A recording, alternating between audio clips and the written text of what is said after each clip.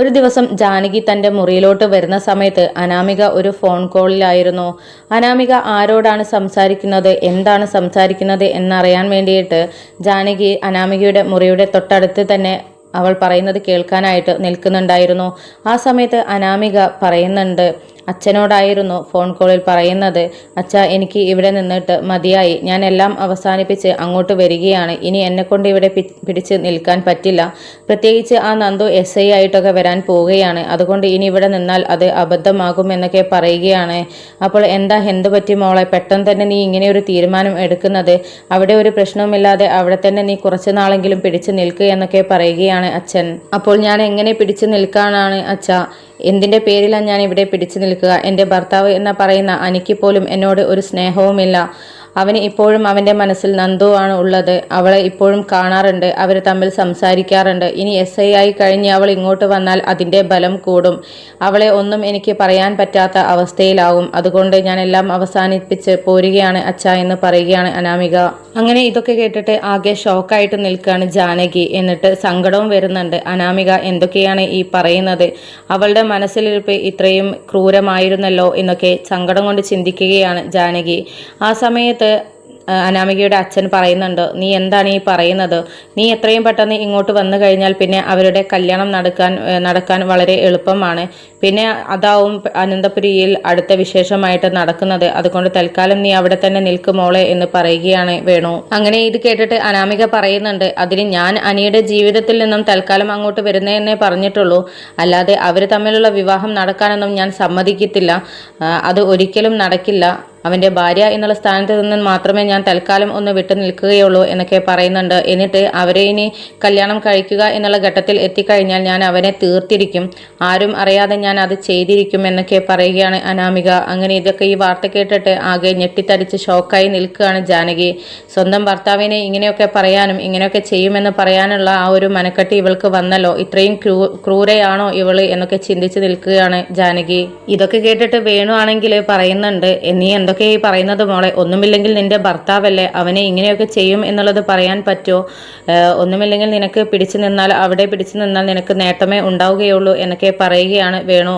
ആ സമയത്ത് അനാമിക പറയുന്നുണ്ട്, എന്തായാലും അവനെ സഹിച്ച് ഇവിടെ നിൽക്കാൻ എന്നെ കൊണ്ട് കഴിയില്ല. ഇനിയും മുന്നോട്ട് പോയാൽ അവർ ഒന്നിക്കുകയുള്ളൂ. പിന്നെ അനിയെയും എനിക്ക് നഷ്ടപ്പെടും. അതുപോലെ തന്നെ ഇവിടുത്തെ സ്വത്തുക്കളും കാര്യങ്ങളും ഒന്നും എനിക്ക് കിട്ടില്ല. അതുകൊണ്ട് അവനെ കൊന്നു കളഞ്ഞാൽ അവൻ്റെ വിധവ എന്നുള്ള രീതിയിൽ എനിക്ക് ഇവിടെ നിൽക്കാം. പിന്നെ അവൻ്റെ സ്വത്തുക്കളെല്ലാം എൻ്റെ കയ്യിലാവുകയും ചെയ്യും. ഭർത്താവ് പോയാൽ വേറെ ഭർത്താവിനെ കിട്ടും. പക്ഷേ പണം പോയാൽ അങ്ങനെയല്ലല്ലോ അച്ഛ എന്നൊക്കെ പറയുകയാണ് അനാമിക.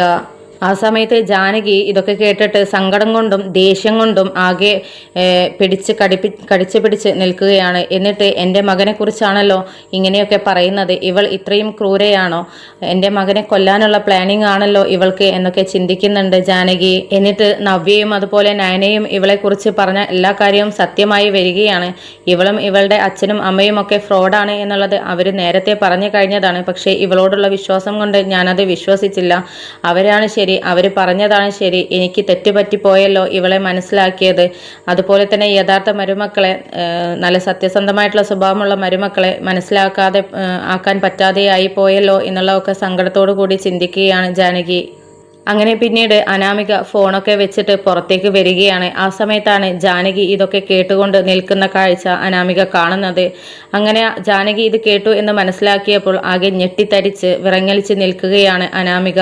അങ്ങനെ ജാനകി ദേഷ്യത്തോടു കൂടി അനാമികയുടെ അടുത്ത് വന്നിട്ട് അനാമികയുടെ കഴുത്തിന് പിടിച്ചിട്ട് ചോദിക്കുന്നുണ്ട്, എടി അനാമിക, നീ ഇത്രയും ക്രൂരയാണ് എന്നുള്ളത് എനിക്ക് മനസ്സിലായില്ല. നീ എൻ്റെ മകനെ കൊല്ലാനുള്ള പ്ലാനാണല്ലേ? ഇത്രയും കാലം നിന്നെ ഞാൻ സ്നേഹിച്ചതല്ലേ? നിനക്ക് എങ്ങനെ ഇങ്ങനെയൊക്കെ ചിന്തിക്കാനും അതുപോലെ പ്രവർത്തിക്കാനും ഒക്കെ തോന്നുന്നു എന്നൊക്കെ പറഞ്ഞിട്ട് ദേഷ്യത്തോടു കൂടി അവളെ കഴുത്തിന് പിടിച്ചിങ്ങനെ അവളെ മുൾമുനയിൽ നിർത്തിയിരിക്കുകയാണ് ജാനകി. ആ സമയത്ത് സർവ്വശക്തിയും ഉപയോഗിച്ച് അനാമിക ജാനകിയെ പുറകിലോട്ട് തള്ളി വീഴ്ത്തുന്നുണ്ട്. പക്ഷെ ആ സമയത്തും ജാനകി അവിടെ നിന്ന് എഴുന്നേറ്റിട്ട്, എടി രാക്ഷസി, നീ എൻ്റെ മകൻ്റെ രക്തം ഊറ്റി കുടിക്കാൻ വന്നതാണോ? നീ എൻ്റെ മകനെ ഇല്ലാതാക്കിയിട്ട് എൻ്റെ മകനെ കിട്ടാനുള്ള സ്വത്തുക്കളൊക്കെ കൈക്കലാക്കാൻ വന്നതാണല്ലേ? നിന്റെ ലക്ഷ്യം അത് മാത്രമാണല്ലേ? നിന്റെ മനസ്സിൽ ഒരു തുള്ളി സ്നേഹം പോലും ഇല്ലല്ലേ എന്നൊക്കെ ചോദിക്കുകയാണ് ജാനകി. അങ്ങനെ അനാമികയെ പുതിരെ തല്ലിക്കൊണ്ടിരിക്കുകയാണ് ജാനകി. ആ സമയത്താണ് ഇവരുടെ ബഹളം കേട്ടിട്ട് ദേവയാനി അങ്ങോട്ടേക്ക് വരുന്നത്. എന്നിട്ട് എന്താ ഇവിടെ പ്രശ്നം? എന്താ നിങ്ങൾ അടി ഉണ്ടാക്കുന്നത്? ഇങ്ങനെ ഒരു കാഴ്ച ഞാൻ ഇതുവരെ കണ്ടിട്ടില്ലല്ലോ. എന്തു പറ്റി എന്നൊക്കെ ചോദിക്കുകയാണ് ദേവയാനി. അപ്പോൾ ജാനകി പറയുന്നുണ്ട്, ഇവളെ ഞാൻ കൊല്ലും, ഇവളെ ഇങ്ങനെ വെറുതെ വിടാൻ പറ്റില്ല, ഇവളുടെ സ്വഭാവം എന്താണ് എന്നുള്ളത് ഏട്ടത്തിയുടെ മരുമക്കൾ എനിക്ക് പറഞ്ഞു തന്നതാണ്. പക്ഷെ അന്ന് അവരോടുള്ള ആ ഒരു വെറുപ്പ് കൊണ്ട്, നന്ദുവിൻ്റെ വിഷയം വന്നതിലുള്ള ആ ഒരു വെറുപ്പ് കൊണ്ട് ഞാൻ ഇവളെ വിശ്വസിച്ചില്ല. ഇവളെ ആത്മാർത്ഥമായിട്ട് കണ്ണുമടച്ചു വിശ്വസിച്ചു. പക്ഷെ ഇവൾ ചതിക്കുകയാണ്. ഇവളിപ്പോൾ എൻ്റെ മകനെ ഇല്ലാതാക്കാനും അവനെ കൊന്നിട്ട് അവൻ്റെ സ്വത്തുക്കളെല്ലാം കൈക്കലാക്കാനും മാത്രമാണ് ഇവളുടെ ലക്ഷ്യം. ഇവളുടെ വായിൽ നിന്ന് തന്നെ സത്യങ്ങളെല്ലാം ഞാൻ തിരിച്ചു അറിഞ്ഞു കഴിഞ്ഞു ഏട്ടത്തി എന്നൊക്കെ കരഞ്ഞുകൊണ്ട് പറയുകയാണ് ജാനകി. അങ്ങനെ ജാനകി പറയുന്നത് കേട്ടിട്ട് ദേവയാനിയാണെങ്കിൽ ആകെ ഞെട്ടിത്തരിച്ച് നിൽക്കുകയാണ്. എന്നിട്ട് ദേവയാനി ചോദിക്കുന്നുണ്ട്, എന്താ ജാനകി പറഞ്ഞത്? നീ പറഞ്ഞത് സത്യമാണോ? അല്ലെങ്കിലും ഇവളെക്കുറിച്ച് എനിക്ക് ചെറിയ സംശയങ്ങളൊക്കെ ഉണ്ടായിരുന്നു. നല്ല കള്ളത്തരങ്ങളും ഒക്കെ ആയിട്ടാണ് ഇവളിവിടെ ജീവിച്ചു പോകുന്നത്. പിന്നെ കുറച്ചൊക്കെ ഞാൻ ഈ പ്രായത്തിൻ്റെ പേരിൽ കണ്ടില്ലാന്ന് വെച്ചതാണ്. പക്ഷെ വഷളായി കൊണ്ടിരിക്കുകയാണ് എന്നുള്ളത് എനിക്ക് മനസ്സിലായി കഴിഞ്ഞിരുന്നു. പക്ഷെ ജാനകിക്ക് ഇവളോടുള്ള സ്നേഹം കൊണ്ടാണ് ഞാൻ ജാനകിയോട് ഒന്നും പറയാതിരുന്നത് എന്നൊക്കെ ഇങ്ങനെ ദേവയാനി പറയുന്നുണ്ട്. അങ്ങനെ പിന്നീട് ഇവരുടെ ബഹളം കേട്ടിട്ട് എല്ലാവരും അവിടേക്ക് വരുന്നുണ്ട്. നവ്യയും മുത്തശ്ശനും മുത്തശ്ശിയും എല്ലാവരും അവിടേക്ക് വരികയാണ്. എന്നിട്ട് എന്താ ഇവിടെ എന്നൊക്കെ ചോദിക്കുന്ന സമയത്ത് അനാമിക ഫോണിലൂടെ സംസാരിച്ച ജാനകി കേട്ട എല്ലാ കാര്യങ്ങളും അവരോട് തുറന്നു പറയുകയാണ്. അങ്ങനെ ഇതൊക്കെ കേട്ടിട്ട് എല്ലാവരും ഞെട്ടിത്തരിച്ച് നിൽക്കുകയാണ്. ആ സമയത്ത് നവ്യ പറയുന്നുണ്ട്, ഇപ്പോൾ ഞാൻ പറഞ്ഞത് എന്തായി മുത്തശ്ശ? അനാമികയെക്കുറിച്ചുള്ള കാര്യങ്ങൾ ഞാൻ നേരത്തെ മുത്തശ്ശനോട് പറഞ്ഞിരുന്നല്ലോ. അമ്മായിക്ക് വിഷം കലർത്തിയതിൻ്റെ പിന്നിലും ഇവളാണ് എന്നുള്ള സംശയം എനിക്കുണ്ട് എന്നുള്ളത് പറഞ്ഞല്ലോ. ഇപ്പോൾ ഏതായാലും ഇവളുടെ സ്വഭാവം എന്താണ് എന്നുള്ളതും ഇവളുടെ ഉദ്ദേശം എന്താണ് എന്നുള്ളതും അനന്തപുരിയിൽ ഇവള് പിടിച്ച് പറ്റി കയറിയതിൻ്റെ ഉദ്ദേശം എന്താണ് എന്നുള്ളതും എല്ലാവർക്കും മനസ്സിലായി കഴിഞ്ഞല്ലോ. ഇത് ഞങ്ങൾ പറയുമ്പോഴേ നിങ്ങൾക്കാർക്കും ആകാതിരുന്നിട്ടുള്ളൂ. പക്ഷേ ഇപ്പോൾ യഥാർത്ഥ സത്യം എന്താണ് എന്നുള്ളത് എല്ലാവരും മനസ്സിലാക്കി കഴിഞ്ഞല്ലോ എന്നൊക്കെ പറയുകയാണ് നവ്യ. അപ്പോൾ ഈ സമയത്തൊക്കെ അനാമിക എല്ലാവരുടെയും മുമ്പിൽ എന്ത് പറയണം എന്ന് അറിയാതെ തലകുനിച്ച് നിൽക്കുകയാണ്. ആ സമയത്ത് ജാനകി പറയുന്നുണ്ട്, എന്തായാലും നിങ്ങളൊന്നും പറഞ്ഞത് എനിക്ക് വിശ്വസിക്കാൻ പറ്റിയിട്ടില്ലായിരുന്നു. അന്ന് നിങ്ങളോടുള്ള വെറുപ്പ് കൊണ്ടും ദേഷ്യം കൊണ്ടും ഞാനത് വിശ്വസിച്ചില്ല.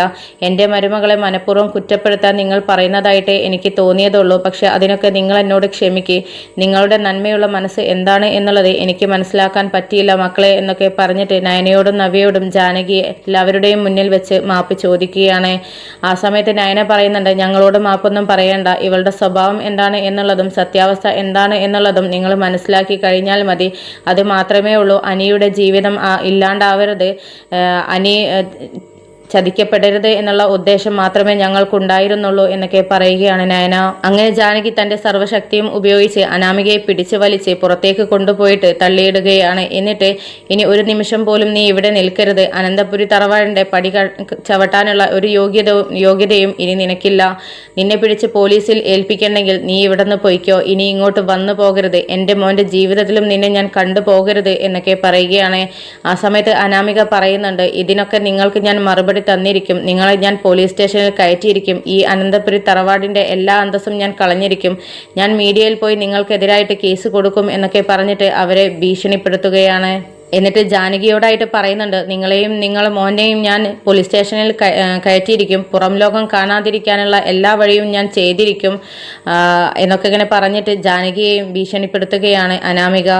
ആ സമയത്ത് ജാനകി പറയുന്നുണ്ട്, നീ എന്താന്ന് വെച്ചാൽ ചെയ്യ്. ഞാൻ എന്തും നേരിടാനുള്ള മനക്കെട്ടി ഇപ്പോൾ എനിക്കുണ്ട്. പിന്നെ സത്യാവസ്ഥ എന്താണ് എന്നുള്ളത് സാക്ഷി പറയാൻ ഇവരൊക്കെ ഉണ്ടല്ലോ. എല്ലാവർക്കും നിന്റെ സ്വഭാവം ശരിക്കും മനസ്സിലായിട്ടുണ്ട്. അതിനെക്കൊണ്ട് നീ ഞങ്ങളെ പേടിപ്പിക്കാനൊന്നും നോക്കണ്ട എന്നൊക്കെ പറയുകയാണ് ജാനകി. ആ സമയത്ത് സ്വയം മുറിവേൽപ്പിച്ചിട്ട് അനാമിക അവിടെ തന്നെ നിന്നിട്ട് അവരോട് വീണ്ടും ഭീഷണി മുഴക്കുകയാണ്. ഇനി എന്നെ ഇവിടെ നിന്ന് എന്തെങ്കിലും പറഞ്ഞിട്ട് പുറത്താക്കുകയാണെന്നുണ്ടെങ്കിൽ നിങ്ങൾക്കെതിരായിട്ട് ഞാൻ എല്ലാ കേസുകളും കൊടുക്കുമെന്നൊക്കെ പറയുകയാണ്. എന്നിട്ട് സ്വയം മുറിവേൽപ്പിച്ചുകൊണ്ട് അവിടെ നിന്ന് തൻ്റെ വീട്ടിലേക്ക് അനാമിക പോവുകയാണ്. അങ്ങനെ വീട്ടിലെത്തിയ ഉടനെ തന്നെ വേണു കാര്യങ്ങളെല്ലാം അന്വേഷിച്ചറിയുന്നുണ്ട്. ആ സമയത്ത് എന്താ ഉദ്ദേശം, നിന്റെ ഉദ്ദേശം എന്താണ് എന്നൊക്കെ ചോദിക്കുകയാണ്.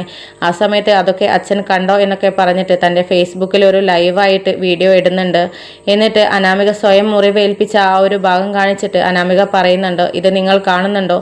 എൻ്റെ അമ്മായിയമ്മ എന്നെ ഉപദ്രവിച്ചതാണ്, അവരെന്നെ മുറിവാക്കിയതാണ്. ഞാൻ അവിടെ ജോലി എടുക്കാത്തതിൻ്റെ പേരിൽ എന്നെ തല്ലിയതാണ്, സ്ത്രീധനത്തിൻ്റെ പേരിൽ പറഞ്ഞിട്ട് എന്നെ ഉപദ്രവിച്ചതാണ് എന്നൊക്കെ പറഞ്ഞിട്ട് അനാമിക തെറ്റായിട്ടുള്ള ഒരു ലൈവ് വീഡിയോ അനന്തപുരിക്കാർക്കെതിരെ ഇടുകയാണ്. അതിൽ മൂർത്തി സാറിനെ കുറിച്ചും അനന്തപുരിക്കാരെ കുറിച്ചും അവർക്കെതിരായിട്ടുള്ള ഓരോ കാര്യവും അനാമിക പറയുന്നുണ്ട്. എന്നിട്ട് നിങ്ങളെന്നെ സഹായിക്കണം, നിങ്ങൾ വിചാരിച്ച പോലുള്ള ആളുകളല്ല, അവർ എല്ലാവരുടെയും മുന്നിൽ നല്ല പിള്ള ചമഞ്ഞ് നടക്കുകയാണ് എന്നൊക്കെ പറയുകയാണ് അനാമിക.